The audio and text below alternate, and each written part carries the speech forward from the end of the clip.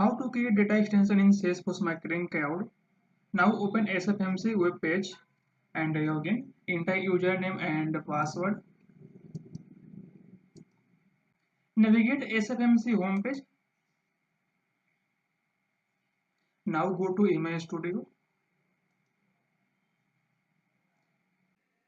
Now go to Subscriber and open data extension.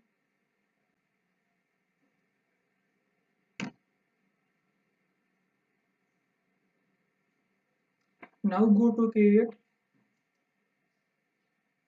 a standard data extension. Okay. Input an unique data extension name. Now go to next. Next.